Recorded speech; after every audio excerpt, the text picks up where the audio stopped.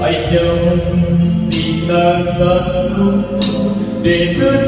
phố trời xa em khóc cho đời biệt về lại chi rồi em lặng lẽ ra đi không chốn yêu thương về nhà dẫn đến cho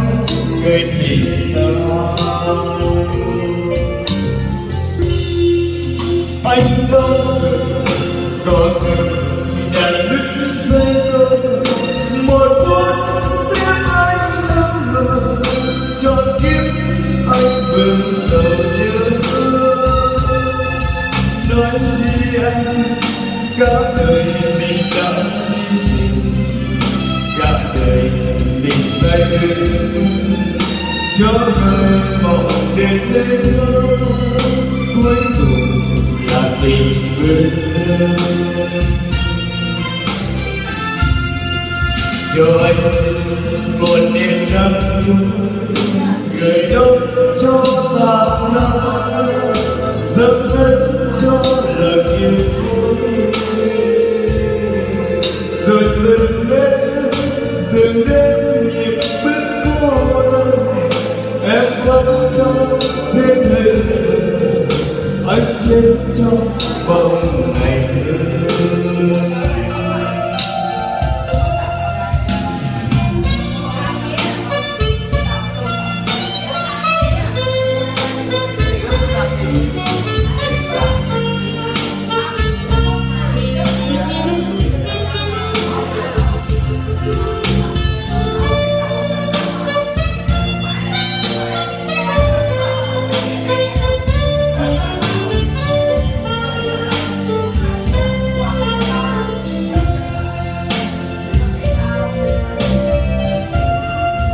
anh đâu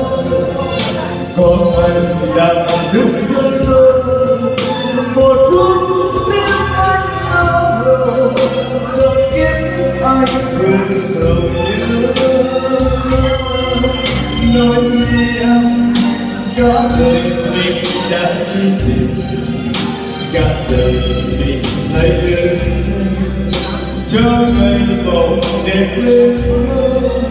cuối cùng là tình thương cho anh xin một đêm trăng gửi đông cho tàn năm xưa dâng hết cho lần yêu